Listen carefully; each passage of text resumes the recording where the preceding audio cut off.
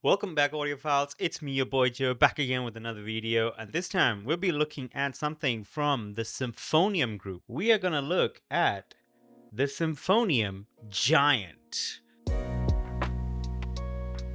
Now, the Symphonium Giant is one of the new arrivals of the Symphonium series, which is also well known for the Symphonium Meteor, the Symphonium Titan, and we're now looking at the Symphonium Giant. A quick disclaimer is that the Symphonium Giant has been given to me by the Audio Geek group, so a huge shout out to them and thank you very much for the unit. As usual, all thoughts and opinions are my own, and this is a loaner unit. Since this is a loaner unit, I'm only having this along with a stock cable, which we will see soon. So since it's a loaner unit, I'm only having this along with its stock cable and no packaging, so we're not going to talk about the unboxing. Boo-hoo. Other than that, the Symphonium Giant is a hybrid item which is having a single BA, single DD configuration, and with all their other jargons inside, they're having something called PHAT technology and stuff, but altogether to make the baseline very good, and spoiler alert, it's pretty good. The Symphonium Giant is available for $699 as of their website. With all that said, let's begin.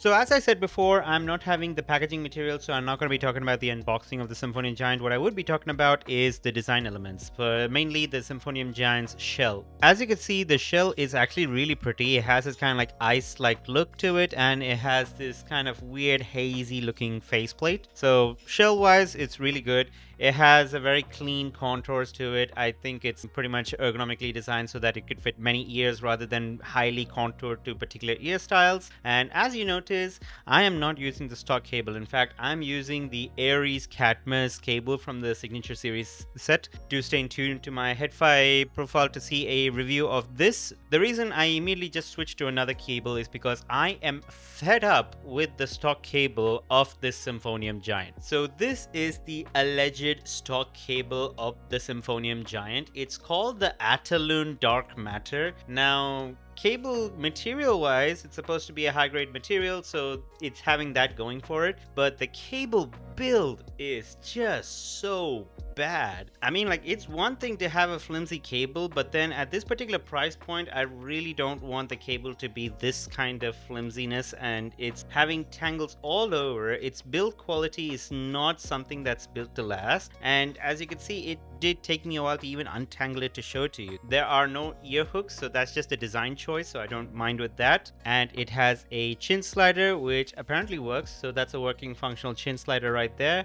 It has a generic Y-split, so there's no branding on it whatsoever. And in the end, it actually has a modular termination. So here's the other termination for the particular cable. So you can see it's a screw-on type. You have to click it in and screw it in. That particular design choice is pretty good for the cable. I'll have that going for it, that it's a modular cable. But the rest of the cable, compared to how awesome the IEM looks, if you would have color matched it, have something in the Y-split which is like reminiscent of how the design choice of that shell is, then that would have been something. The IEM shells are really beautiful, and that has that going for the IEMs, but the cable is so not. So I'm not going to talk about this cable hereafter, and I'm actually using my own cable for the IEMs, which I highly suggest anyone else to do. If you are getting the Symphonium Giant, just use your own cable. So let's go back to the IEMs. As I told you, the IEM shell is really pretty. It is a metal shell, so it's a long-lasting shell. Feels really cool to the touch. As for the ear tips, I am using the stock ear tips that comes along with it. It's working very well for me,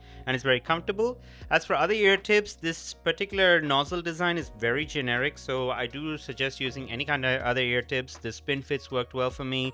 The Tangsu Sankai Normal works well for me, but I just found the stock to be that comfortable, and it's really good. So it's pretty versatile. It can work for many kinds of ear tips. So let's go for the fit test. Fit-wise is super comfortable for me. I'm having no pressure points in my ear at all. The tips is also very perfect, so the seal-wise is also nice. It's not hitting the back of my ear. I was able to wear this for long hours, no issues whatsoever. So here's the right side, and here's the left side. With the earphones plugged in, the next thing to go for is the sound impression. So as usual, the first thing that we'll be looking at is the frequency response graph of the IEMs. Remember, as I said, the frequency response graph is not much to go work with, but it is something for you to get a very, very general idea with a block of salt in it, as usual. And here's the one for the Symphonium Giant. As you can see, it starts out with a very high sub bass, so that's really good. It goes very gradual to the mid range and then pops up with a very good sense of treble and overall presence. So this is a non-offensive tuning, but with a very, very good range of bass. So it has a nice wide soundstage. It feels super immersive. By audio, when I'm telling you, it is really, really immersive to listen to the Giant, and that's how they actually market it. It's marketed to be a item which has a very immersive soundstage, and I could attest for that. The Giant is having a very good soundstage with a very nice visceral sub bass, so that sub bass is ringing inside your ear. Albeit the sub bass is not the most refined of sub bass. When I talk in terms of bass texture, it has a little bit of bloat to it. It's having a very good quantity, but it's not having the supposed quality. In terms of bass slam, I would say the bass slam is okay. Even to my ears, the bass, when it goes towards the mid, it's a bit on the softer side. It's not going to be that very good, nice, sharp bass slam that you would expect. It has a bit of softness to it, even though it's very good in terms of sub bass rumble.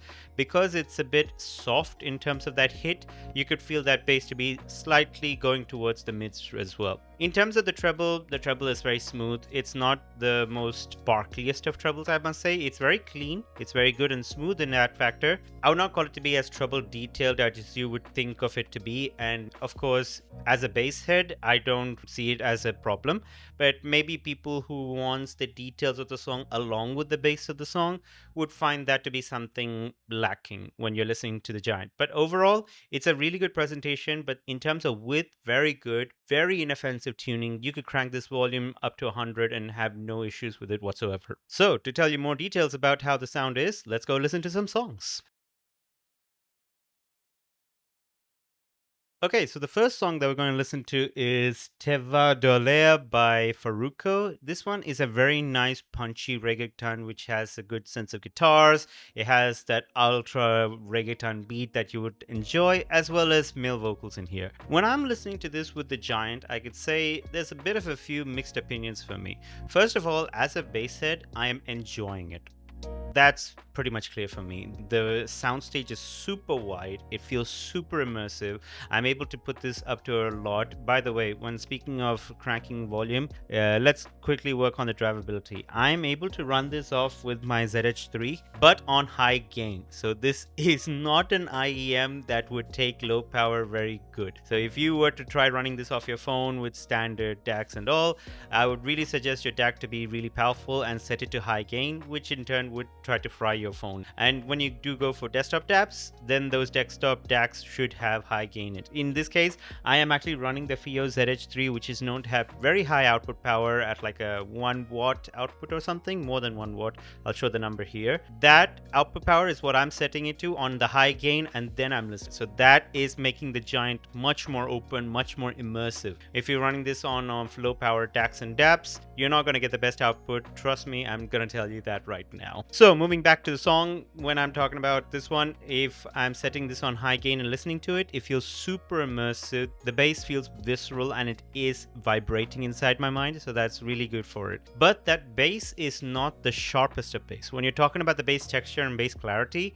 it's there, but instead of that bass spike, it's a bit on the bloated end. So it feels like a bump rather than a spike, that when you want to experience the slam, it just feels like a bump instead. Good nonetheless. Very good in terms of quantity. And that is going slowly to the mids. So when I am listening to the mids are not the keenest of mids, but it's good mids. There's some elements in the music which is not coming to the experience that I want it to be. For example, the guitars. I really like it when the guitar's plucking is a bit sharp and crisp and it comes a little bit up. But in this case, the bass is the highest part in here. So the guitars feel a little bit muted, but it feels good. I can hear it. It's not totally muted out of existence, but the bass is higher than the guitars in this point. The male vocals are good. It is forward. The male vocals are clean. In this case, Farruko's vocals are really good. Farruko is known for his kind of husky vocals, and then he quickly transitions to a very nice smooth melody voice. So both those voices of Farruko is very nice to listen to. The vocals in here is good. I don't find any issues in the vocals. In the hi-hats and treble responses is super smooth. I didn't have any issues with it. You can imagine this to be the most non-peaky kind of signature that you could ever experience. So there's no peaks, no sharpness, the most smoothest treble response you could imagine possible. Overall, the song is a really good song, rendered pretty well in the Giant. It has that immersion going for it. It has the bass going for it, but it's not having that kind of bass texture you would expect, and some of the details of the higher ends are not there as you would expect. So the next one we're going to listen to is Turn the Lights Off featuring John by Kato. Now this is a song which is super immersive and it's actually done pretty well with the Symphonium Giant. The reason is that there's a very nice club anthem in this. When you're listening to the club anthem and then crack this volume up, you feel like I said, ooh. That's how it works. No sugarcoating in this one because I really felt good. That's how I'm closing my eyes and listening to it, because the bass is really good. The other drums and the other kicks, everything is working so well for this particular song. In terms of imaging, I could tell where the individual instruments are and each one of them is giving their role to play. And this one is male vocals. So the male vocals is pretty good, very clear in here. There's no high range instruments that you would expect to be coming up in the song. So that is why I don't have that particular issues in this particular rendition, and it feels super immersive. And the way that the different drums, the synths are actually in a perfect position in the Giant, the way that it's like enveloping. When it comes to club songs and club anthems, I think the Giant is going to do super well. Really good song, super immersion, done really well with the Giant. Okay, so the last song that we're going to see is Supernova by aespa. Now this one is with female vocals with a very good bass line that is melodic, thumpy, and frankly a bit excessive at this point. The Giant is doing really well when it comes to the bass rumbles, but like I said, once again, the bass feels a little bit smoothened over, so it feels good, but it just feels like something hitting you not with a hammer, but then something hitting you with a pillow. That's if I could put it into perspectives. The mids is, once again, it has that slight bass coming into it, but it's something that I'm enjoying it. Once again, that enveloping feeling is coming in. It's really good. I'm able to put the volume really high and able to enjoy it as well. The female vocals is clear. I would call it to be on the clear part. The upper parts of the female vocals, that crispiness, that sparkliness is not present, so it has been smoothened to the extent of that coming off. And the other hi-hats, the cymbals, I do hear it. It is okay for my case, but I do, comparing it to other IEMs, those other IEMs will probably have extra sparkle in it. You would feel that sparkle to be that little extra salt on top of the song, but then in this case, I don't feel that extra sparkle, but it is clear. I don't consider this to be something in which the vocals are gone or else the sparkles are gone. It is there. As a bass head, I am liking it, so I'm putting that front. But then people who wanted more details would probably not enjoy it the way that I am enjoying it.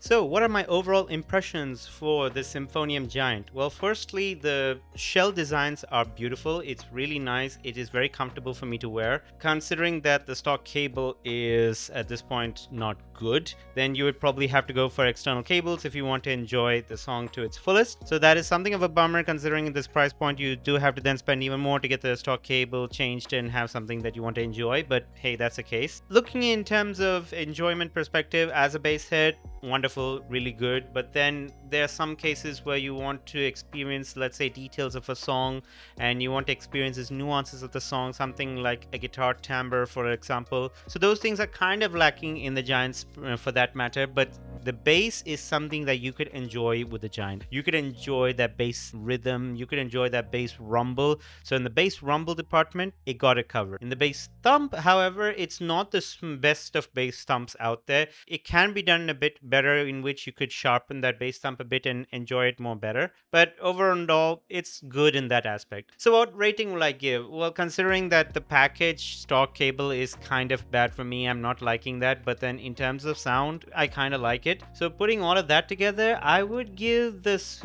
Giant a good 4 out of 5, considering that its stock cable is not good, but as a bass head, I'm really enjoying it. The kind of immersion you're getting in the Giant is unmatched at this particular range. So the immersion level of the Giant is amazing. So that's my take on the Symphonium Giant. Let me know what you think about the Symphonium Giant down at the comments below, right below that like button. Do you like the Giant? Are you having it? What do you think it's a good competitor for Giant? Let me know down in the comments below. Until then, if you do like the video, give me a thumbs up.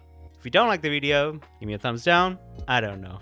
Until then, this is Joe, and I would see you in the next video. Peace.